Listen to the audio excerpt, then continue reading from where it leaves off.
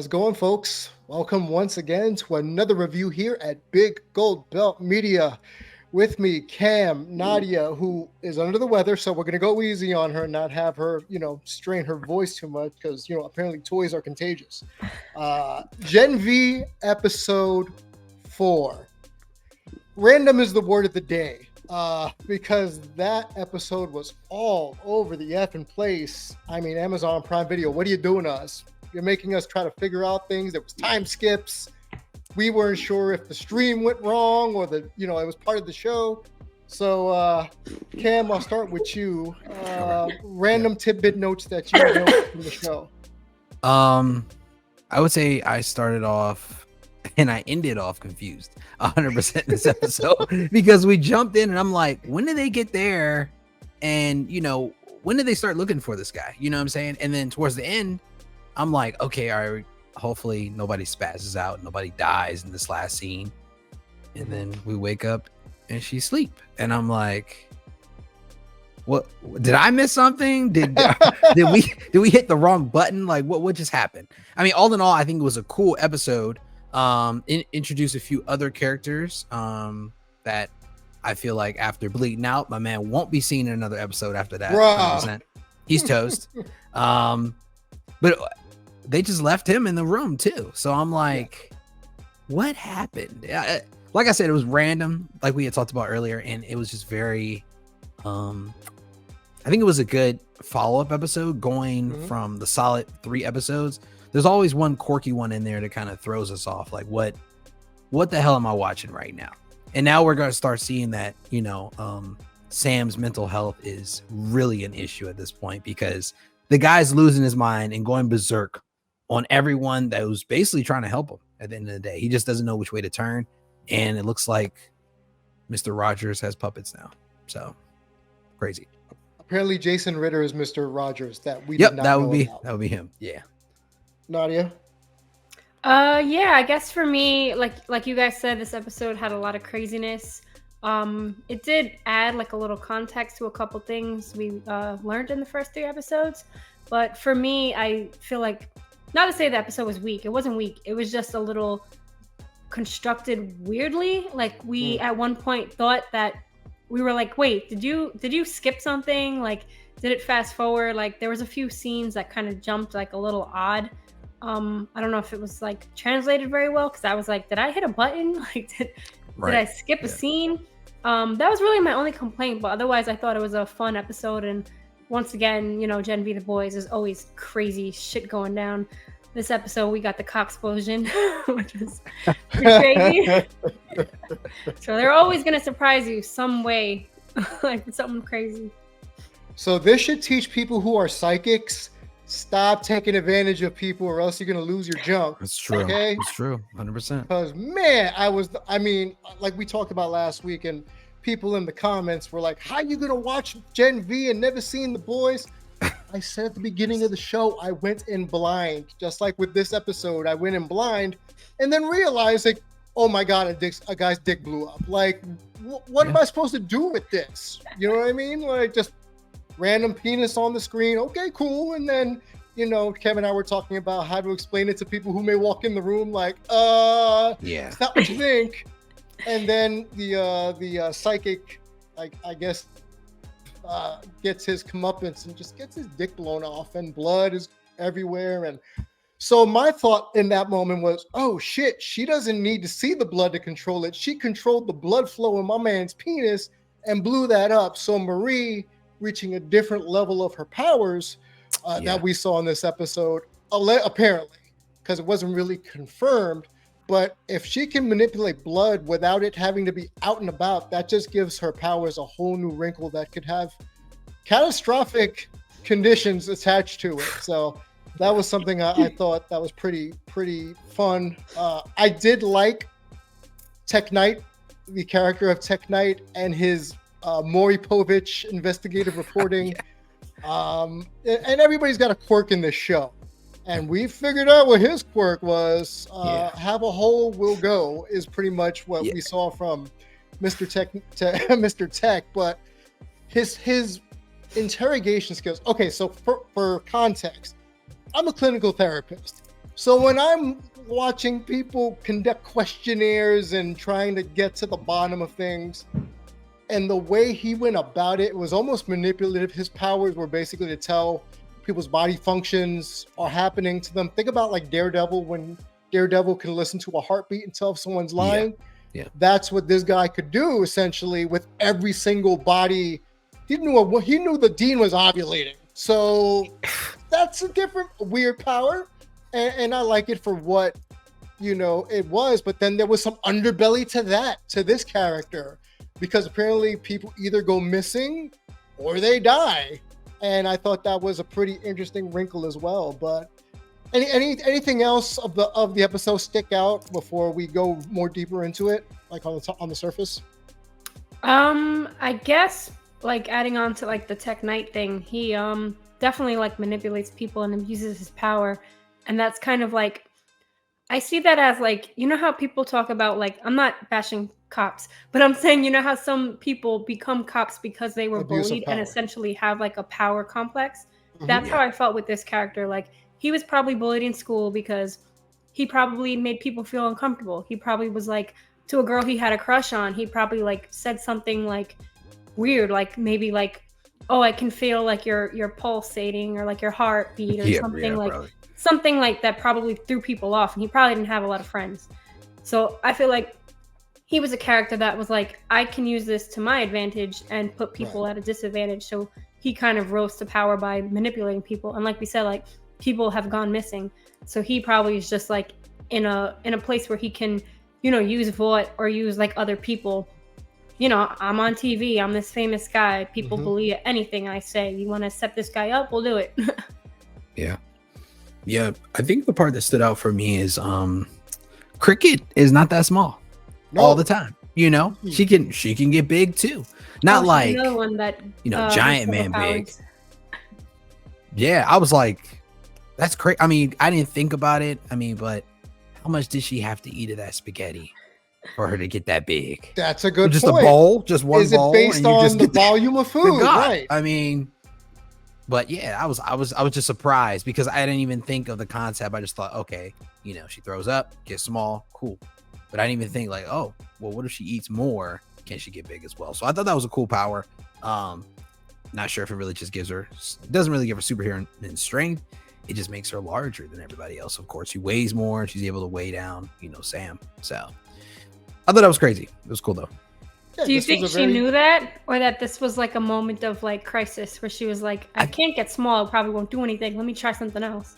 Maybe. I don't know. I feel like she had to know because she immediately was like, I'll be right back, and went to the spaghetti. Like, if I only know so much about my powers, I wouldn't think like, let me try something new right now. Like, this might, like, what if you blow up? We see tons of people blow up for doing their powers in the incorrect way.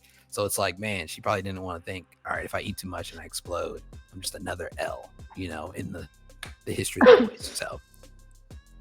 And as you guys were talking, I'm starting to think the past episodes, did we notice how much food she ate in the first 3 episodes to see, like, was she just nibbling on things and then purging, or was she just eating granola bars and now she had a full-fledged meal and now she's Giganta? To protect Sam. And this was a very Sam specific episode as well, as we delve deeper into his mental health or lack thereof, hearing the voices of schizophrenia. Puppets apparently that had were those gills? Those were gills, yes. So he's never seen the boys, so you don't know that. So that's the deep. He has gills. Yeah, they're kind of weird. It was like he was jiggling his pecs, and I didn't understand what was happening with the gills flapping open and stuff. But we have a random appearance by television's Jason Ritter. That's exactly how he was described, as TV's Jason Ritter, not as Jason Ritter. I guess he plays a Mr. Rogers character that Sam can see on television and potentially communicate with. So again, mental health. So that's something, another little angle of this show, that the themes of things that teenagers deal with: social media, eating disorders, mental health, trying to fit in. It's a whole lot of things that we probably remember when we were teenagers or younger that we can understand, and the audience can understand where a lot of these characters are going through, I should say. But for me, overall, I want to continue just with the theme of just randomness. We got little girl turned into Giganta. For some reason, I have no idea why the dean is there. Maybe this is something where y'all can tell me and fill me in, because she has no powers. It was explained that she literally is just a normie, a human, but she has the power of being conniving, being blackmailing people. I guess her power is being human and being able to take advantage of those human-like skills. So that was another random thing that we discovered about the dean, is that she will do whatever it takes to save her job. Because there was a reference of skull fucking, and that became true to form later in the episode. But she is concerned about keeping her job and keeping everything under the rug regarding the garden. So that was another little wrinkle of this episode where I'm just thinking, you might be the most evil person in this show, because you have the chutzpah to just take advantage of supes, right? And they could kill you at any moment, but they keep you alive. And if I remember correctly, again, I haven't seen a Boys episode, Giancarlo Stanton's character, he's a normal person, right? But yet he's mouthing off to Homelander. Yeah. And like, yeah, you can't touch me. So I'm getting the same vibe from the dean. So I'll leave it all to you for the rest of the episode to just say like things that, again, just as the story progressed, we talk about Sam, we talk about the school overall, but there's still the team, Marie, and things like that. So if y'all want to go delve into that a little bit more. I was just gonna say, like, in the beginning, like, we saw that like Emma did some work like on those guys. So I kind of feel like the kids are like not necessarily giving up on school, but I feel like they're kind of more focused on like the outside troubles, like actually real hero shit, like what's actually going on, like that they're hiding from us, because they're clearly hiding something from us. And I'm wondering if Marie is going to start to question the dean, because like it's like a little weird. She's like, oh, you missed breakfast or whatever, and like Marie's like, okay. But I'm wondering if she's starting to feel like maybe she's like expecting something from me. Like, why is she like, you know, so attached to making me number one or something? Like, what's her motives? So I'm wondering if they're going to start noticing that. And then the other thing the episode kind of jumped into really quickly was her hooking up with Jordan. I totally did not expect that. Yeah, me either. That was wild. To me, that was the most wild part. I was like, what? Because Jordan flipped back to the male quick counterpart real quick. And I was like, he was whoa. like, oh, okay. And then she was like, don't stop. And I was like, whoa. So I didn't expect that. I'm wondering where that came from. I guess maybe with Marie finally confessing the truth about Jordan's involvement in stopping Golden Boy, that maybe she's realizing, like, I don't know, getting to know her more as a person rather than like competition, I guess. Yeah. Right. Yeah. It definitely set up a unexpected matchmaking. You know what I'm saying? Like, we didn't, and nobody expected that to happen. But I do feel like the show, even though we're still progressing into the season, it's still introducing, you know, I guess like teen issues, or either issues that people deal with every day as well. Correct. I think it was that one conversation that the reporter had with Jordan, and was like, you know, Brink really loved you, you know, and that kind of stabilized or kind of confirmed that there was something weird going on between the two of them. Like, you know, Brink might have been using Jordan, but the female version of Jordan, and loving in the wrong way, you know. So it seemed like this episode kind of catered towards adults abusing their power, you know, around kids, because even with the doctor obviously hurt Sam. We didn't really like get any type of generalization of how he hurt him exactly, but it was basically, all right, Brink hurt Jordan, doctor hurt Sam, you know, because it kind of all correlated together in this episode, and, you know, suffering the repercussions of doing things like that to people when they have powers at the end of the day. So I think the episode was really good. Like I said, it still was confusing.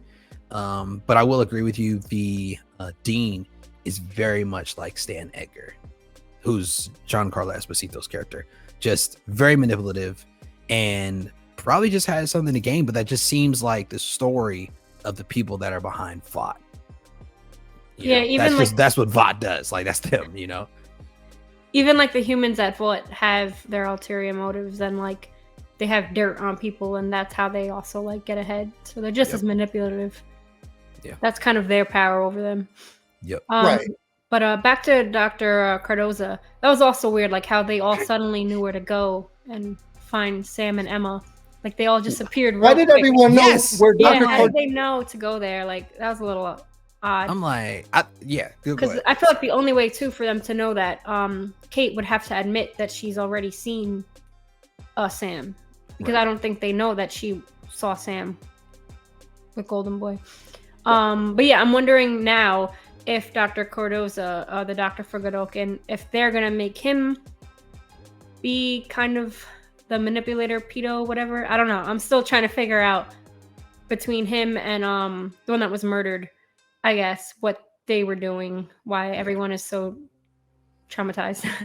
But back to the manipulative, like adults, Andre also kind of, I guess, was a shine in this episode, because we see him kind of like gearing like away from his father and everything that he was taught, and he's kind of like, you saw how like he squeezed his father's statue, the head, and like he's like kind of losing it. I feel like he doesn't trust anybody now, and I think him and the crew are kind of gonna do their own thing and try to solve everything without listening to anybody trying to stop them. I love the Scooby-Doo reference that they said it during about the green van. It's like they're gonna solve the mystery. You know what? All these points of reference are correct as the episode goes on, because for me, again, coming in blind, I'm getting the sense that this is what superheroes would be like in real life. A good chunk of them would abuse their powers. A good chunk of the people in high places abuse their powers. Kids get taken advantage of mentally and physically. Kids don't know how to work with their emotions, because we got random hookups that we didn't want or expect in the show in the first 4 episodes. I didn't expect the tiny girl to be all protective of Sam, and now I feel like she's his big sister. She had to be the one to tell him that his brother's dead. I thought he was going to kill her right then and there, and I was surprised that he didn't. But now he wants to protect her. So Sam now has a connection with someone other than his brother that he deemed safe. And I'm more curious to see how Sam's character continues, because he's descending into madness, but at the same time, he still wants to do the right thing. I don't know if killing a doctor in front of his family is the right thing, but que sera, sera. But yeah, I'm curious to see where Sam goes from here. And I think the other biggest thing that we caught from the episode was the time skips, where we all thought, did the stream die? Did we miss something here? And there were a couple of quantum leap time jumps, like I said in the group chat, at random moments, where middle of a sentence, Marie's talking at the end, and then boop, she's in bed with Jordan. And I'm looking around like, how the hell did we get here? So what were you all's thoughts on the time skip? Nadia, start first. First, I thought that I was like, did I like hit something by mistake? And then I was like thinking too much. And I was like, was this whole thing something the psychic showed her? Was it like something else? Like, could have been, yeah. Did something got manipulated? That was like my other theory. Yeah, that honestly makes sense now that you say that. Or either like because his power was hella vague, I think. Like he was able to see the future or see, I guess, sense things that, because he needed, I guess, that piece of clothing for her sister to like locate her and find her. But it's like, all right, whatever trance he put her in, it like still was like a cloud over her hours later. And then it finally came back into effect. That's probably why he was so surprised when she woke up, because he was like, hey, yo, I had you out and now you're awake, and now poof, I'm toast, So hopefully that's a veil that can be, or either wears off and doesn't have to be lifted, because like I said, we not gonna see him again. He bled out. If we do, he's in extreme pain if we do see him again. That's notwithstanding. Man, just this episode, just all over the place. And you can tell by listening to us talk about it, where we still kind of don't know what footing everybody's on, including ourselves watching this show. Man, just I'm getting so much out of the life lessons, as corny as it sounds, as Saturday morning cartoonish as it sounds. We're getting some real heavy life shit. And me personally, I love the human aspect of that, of being able to correlate. Look, we can't connect to superheroes because we don't have powers. At least I don't think we all do. But at the same token, these are real life things that these people are going through, and they're just kids. So, man, there's just so much to unpack as the series is going to go on. Identity, love, betrayal, social media, the rankings, the obsession to be number one. People are obsessed with these rankings. Like I said, the last episode, where it seems like they're fighting over the top 7 for MySpace, and everyone's complaining and fighting to get there. And it's going to be cutthroat as we go on. And there's another wrinkle to it. Sleep your way to the top, bite your way to the top, or what have you. What are you hoping, before we get out of here, what are you hoping for the next episode? For me, I would like to be able to make sense of what happened this last episode, to be honest with you. If they could just give me some type of explanation, a short little clip for 5 seconds, I'd be like, okay, that makes sense. That's what happened. But I noticed in this episode, it seems like very quickly a lot of particular bonds were formed. And I'm hoping going through the season, the bonds that have been built, I think, are solid. I would not like to see them get broken, because I think for these characters' sake, it's going to help them in the long run. So for me, I would love to see them to be able to build on what's going on, instead of like everybody tearing apart and trying to fight their way to the top. But this is Gen V, not some Saturday morning cartoon, so.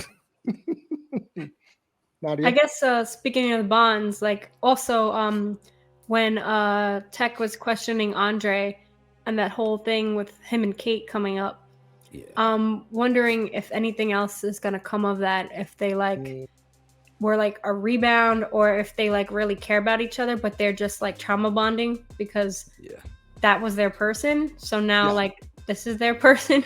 So I'm wondering if they're gonna like actually like get together, or something's gonna come from that.